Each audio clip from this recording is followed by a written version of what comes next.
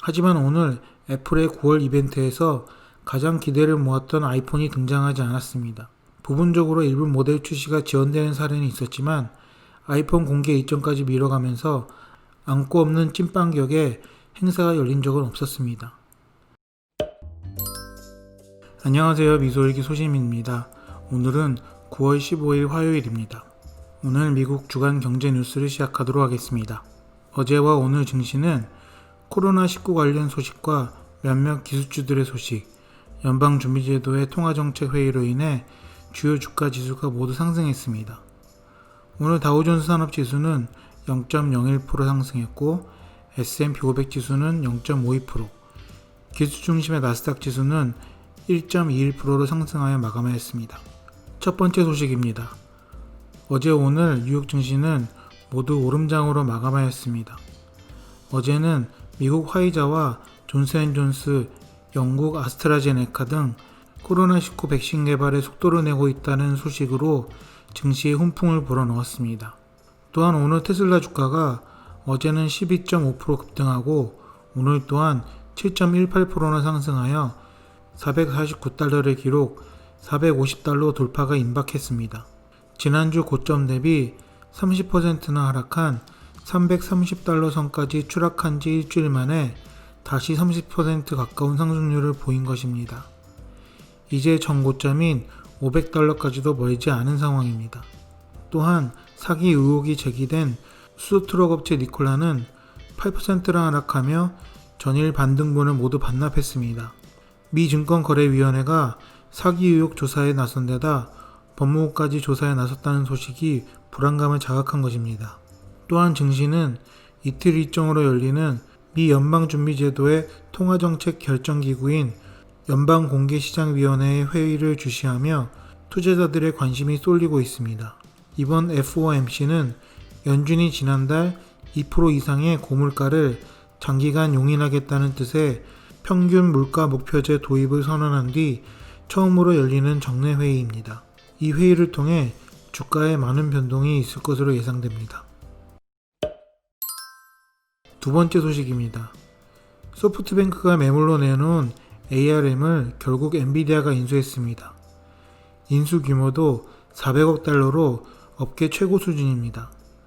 엔비디아는 독자 CPU 개발에 필요한 모든 것을 이번 인수를 통해 완성해낸 것입니다. ARM의 반도체 설계 기술은 세계 스마트폰 어플리케이션 프로세서의 95%에 들어갑니다. 사실상 독점이나 마찬가지입니다. 이런 ARM을 엔비디아가 인수해 AI, 그래픽 반도체 기술과 결합하면 스마트폰용 반도체뿐만 아니라 4차 산업혁명 시대에 핵심 인프라 데이터 센터용 반도체 시장에서 압도적인 지배력을 갖게 되는 것입니다. 엔비디아는 오래전부터 GPU 시장에서 승승장구했지만 CPU에도 매우 큰 관심을 가진 회사였습니다. 아무리 GPU가 좋아도 CPU가 없으면 독자적인 컴퓨터로 기능할 수 없기 때문입니다. 인공지능 연구 개발용으로 서버나 데이터 센터, 슈퍼컴퓨터 등의 엔비디아의 GPU가 대거 탑재되고 있지만 GPU는 여전히 인텔이나 AMD, IBM 등이 탑재됩니다. 결국 그때그때 필요한 CPU 기업들과 손을 잡을 수밖에 없었던 것입니다. 이제 ARM이라는 든든한 기술 배경을 얻게 된 엔비디아는 수건이었던 자체 CPU, GPU 통합 프로세서 또는 통합 시스템을 앞세워 데이터 센터 및 인공지능 시장 공략에 더욱 박차를 가할 것으로 보입니다. 이로써 반도체 시장에 지각 변동이 일어날 것으로 보입니다. 이 소식으로 엔비디아 주가는 0.92% 오른 519불 64전에 마감하였습니다. 세 번째 소식입니다. 애플이 오늘 성능을 강화한 태블릿 PC 아이패드 에어와 아이패드의 신제품을 발표했습니다. 아이패드 에어에는 최신 칩인 A14 바이오닉이 실렸습니다. 처음으로 5나노미터 공정 기술이 적용된 A14는 전작보다 CPU 기능이 40%, 그래픽 처리 성능이 30% 향상됐다고 합니다. 팀 쿡 애플 CEO는 아이패드를 출시한 지 10년째 되는 해이며 코로나19로 원격 수업이나 서로 멀리 떨어져 있는 사람들과의 소통이 필요한 지금 시점에서 아이패드는 어느 때보다 중요한 디바이스라고 강조했습니다.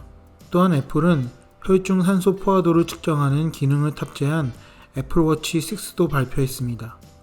애플워치 6는 시계 뒷면에 4개의 포토 다이오드, 적외선 적색 등 4개의 LED 클러스터를 이용해 혈액의 반사광을 측정한 뒤 혈액 색깔을 근거로 알고리즘을 이용해 15초 만에 혈중 산소 포화도를 측정한다고 합니다. 아울러 애플은 운동량을 측정할 수 있는 애플워치의 기능을 극대화할 수 있는 구독형 유료 서비스 피트니스 플러스도 발표했습니다. 구독료는 월 9불 99달러에 연간 79불 99달러로 책정되어 있습니다. 이와 함께 애플은 음악, 영화, 드라마, 뉴스 등의 각종 구독 서비스를 한데 합친 애플 원 서비스를 올 가을부터 도입한다고 발표했습니다. 클라우드 저장 공간을 제공하는 아이클라우드, 음악 스트리밍 서비스 애플 뮤직, 영화 드라마 스트리밍 서비스 애플 TV 플러스, 게임 서비스 애플 아케이드, 애플 뉴스, 애플 피트니스 플러스를 모두 합친 것입니다. 이렇게 애플은 구독자를 이용한 사업으로 계속해서 진행하고 있습니다. 기기를 만들어 파는 것보다 구독자를 늘리는 것이 미래에는 더 큰 수익으로 이루어지기 때문입니다. 하지만 오늘 애플의 9월 이벤트에서 가장 기대를 모았던 아이폰이 등장하지 않았습니다. 부분적으로 일부 모델 출시가 지연되는 사례는 있었지만 아이폰 공개 일정까지 미뤄가면서 안고 없는 찐빵격의 행사가 열린 적은 없었습니다. 애플은 역대 9월 이벤트에서 아이폰 신제품이 등장하지 않는 것이 이번이 처음이었습니다. 전례 없는 아이폰 없는 9월 이벤트는 코로나19 영향으로 아이폰 12 출시가 지연되면서 벌어진 것입니다. 아이폰 12 출시는 11월 이후로 미뤄질 것으로 보입니다. 그래서 오늘 신제품 발표회에서 아이폰 12의 공개가 없자 애플의 주가는 하락하다가 장 후반 다시 회복하는 모습을 보여주었습니다. 오늘 애플의 주가는 0.16% 오른 115불 54전에 마감되었습니다. 네 번째 소식입니다. 미국의 컴퓨터 그래픽 소프트웨어 개발사 어도비가 월가 예상치를 웃돈 분기 매출을 발표했습니다.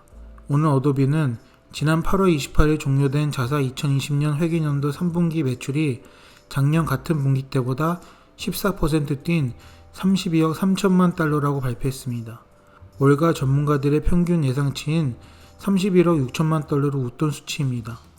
부문별로 어도비 대표적 크리에이티브 소프트웨어 어도비 크리에이티브 클라우드 매출은 19억 6천만 달러로 19% 상승했습니다. 어도비의 다큐멘트 클라우드 매출은 코로나19 사태로 인한 원격 근무 전환 추세 등으로 22% 상승한 3억 7천 5천만 달러로 나타났습니다. 일회성 항목을 제외한 회사의 3분기 주당 순이익은 2불 57달러로 이 역시 월가 예상치를 넘어섰습니다. 어도비는 오늘 11월로 끝나는 4분기 매출이 33억 6천만 달러일 것으로 전망했습니다. 어도비는 이번 분기와 2021년 회계연도에 채용 인원을 늘릴 예정이고 코로나19로 비대면 수업이 늘면서 교육기관과 학생들이 중요한 소프트웨어 고객층이 됐다고 어도비는 덧붙였습니다. 호실적 발표에 이날 정비장에서 어도비 주가는 전 거래일보다 2.42% 오른 497불 67달러에 마감하고 시간외 거래에서는 507불로 올라서 거래되었습니다. 올해 들어 어도비 주가는 51% 올랐습니다. 오늘 제가 준비한 소식은 여기까지입니다. 소시민이 경제적 자유를 얻는 그날까지 여러분과 함께 하겠습니다. 오늘 영상이 도움이 되셨다면 좋아요와 구독 부탁드립니다. See you!